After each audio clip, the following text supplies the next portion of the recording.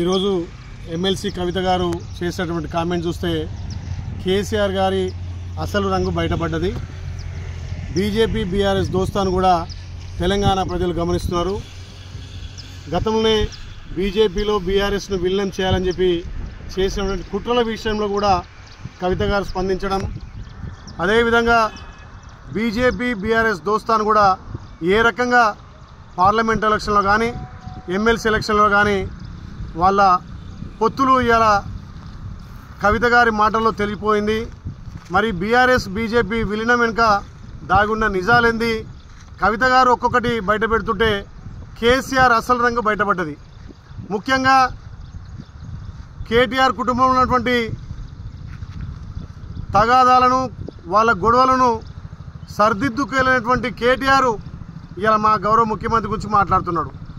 నీ కుటుంబ గొడవలనే నువ్వు చక్కదిద్దుకున్నవి తెలంగాణ ప్రజలను ఏ రకంగా ఉద్ధరిస్తావని చెప్పి గతేళ్ళ మీ 10 ఏళ్ల పాలనలో తెలంగాణ ప్రజలు గమనించే కదా మిమ్మల్ని ప్రతిపక్షంలో కూర్చోబెట్టిరు.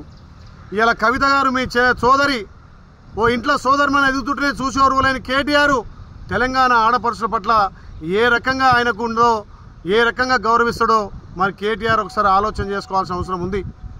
ఇలా కవిత గారు నిజంగా కూడా కేటీఆర్ గారి అసలు రంగు అసలు కుట్రలను కూడా బయట పెట్టింది.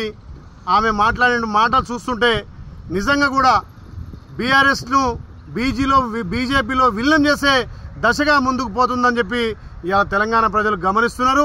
మొన్న జరిగినటువంటి పార్లమెంట్ ఎలక్షన్లు కానీ ఎమ్మెల్సీ ఎలక్షన్లు కానీ మీరు లోపాయకార ఒప్పందం చేసుకొని చీకటి ఒప్పందాలతోటి ఇవాళ తెలంగాణలో 8 పార్లమెంట్ సీట్లు బీజేపీ గెలవడానికి బీఆర్ఎస్ పరోక్షంగా సహాయం చేసిందాన్ని కవిత బయట పెట్టినందుకు సంతోషిస్తున్నాం. కానీ కేటీఆర్ నీకు నోటీసులు ఇస్తేనేమో గగ్గోలు పెడుతున్నావు, మరి ఆ రోజు కేసీఆర్కి ఇస్తే ఓన్లీ ట్విట్టర్లోనే సమాధానం చెప్పినామని చెప్పి మీ చెల్లెని మాట్లాడుతుంటే మరి నీ ముఖం తలకాయ ఎడబెట్టుకుంటున్నామని చెప్పి తెలంగాణ ప్రజలు ఇలా గమనిస్తున్నారు. ముఖ్యంగా కేటీఆర్ అహంకార ధోరణితోటి ఏదైతే నీ పార్టీని నువ్వు చక్కబెట్టుకోనోనివి, ఆడపడుచును గౌరవించనోనివి, రేపు తెలంగాణలో ఏ ముఖం పెట్టుకొని మహిళల ఓట్లు అడుగుతామని చెప్పి మేము ప్రశ్నిస్తూ ఉన్నాం.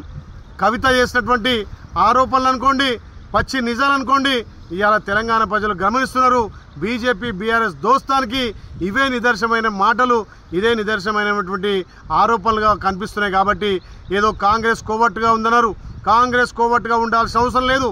కాంగ్రెస్ పార్టీ ప్రజల పక్షాన ప్రజల గొంతుకగా ప్రజాపాలన చేస్తుంటే మా గౌరవ ముఖ్యమంత్రి చేస్తున్నటువంటి అభివృద్ధి కార్యక్రమాలు చూసి ఓర్వలేక రోజో రకంగా ట్విట్టర్లో పెట్టడం, ఇవాళ నీ పార్టీలో ఉన్నటువంటి అనైక్యతను నువ్వు గుర్తెరగక పార్టీ నుంచి మీ చెల్లెని సాగనంపడానికి నువ్వు చేస్తున్న కుట్రను మీ చెల్లె పసిగట్టింది. కాబట్టి ఇవాళ మీ పార్టీలో జరుగుతున్నటువంటి అంతర్గత కలహాలు కానీ మోసాలు కానీ బీజేపీ బీఆర్ఎస్ దోస్తాను కూడా కవిత బయట పెట్టినందుకు ఇవాళ తెలంగాణ ప్రజలు అన్ని గమనిస్తున్నారు. రేపు రాబోయే రోజుల్లో తప్పకుండా బీజేపీలో బీఆర్ఎస్ విలీనం చేయడానికే కేసీఆర్ పూనుకుండు. కాబట్టి కేటీఆర్ గారి నిజ స్వరూపాలను, వాళ్లకు ఉన్నటువంటి స్వార్థ రాజకీయాలను ఇవాళ కవిత గారు బయట పెట్టినందుకు నిజంగా కూడా చాలా సంతోషం. ఏదైతే గతంలో జరిగినటువంటి లోటుపాట్లను గుర్తించి కవిత గారు లేఖ రాస్తే మరి ఆ లేఖను ఎవరు బయట పెట్టిర్రు? మీ పార్టీలోనే కోవట్లు కదా, మీ పార్టీలోనే ఇవాళ అంతర్గత కుమ్లాట వల్ల కవిత గారు రాసినటువంటి లేఖ బహిర్గతమైంది. ఆ లేఖలో కూడా కేసీఆర్ గత 10 ఏళ్లలో ఎట్లా ప్రజలను విస్మరించారు, ప్రజలకు ఏ రకంగా అన్యాయం చేసిర్రు, పార్టీ ఎట్లా అణగారిపోయిందో కవిత గారు చక్కటి సూచనలు మీకు ఇచ్చారు. కాబట్టి ఓర్చుకోలేక కవితను బయటికి పంపాలని చెప్పి మీ కుటుంబ తగాదాలు ఇలా మా పార్టీని రుద్దాలని చెప్పి బీజేపీ బీఆర్ఎస్ 2 కలిసి మా పార్టీ మీద దుష్ప్రచారం చేస్తున్నారు. మీ పింక్ మీడియా సోషల్ మీడియా ద్వారా మా పార్టీని బదనాం చేయాలి. మా ప్రజాపాలన ద్వారా ప్రజలకు అందిస్తున్నటువంటి సంక్షేమ పథకాల అభివృద్ధిని చూసి ఓర్వలేక కేటీఆర్ గారు ఇట్లా ట్విట్టర్ ద్వారా స్పందించడం నిజంగా విడ్డూరంగా ఉంది.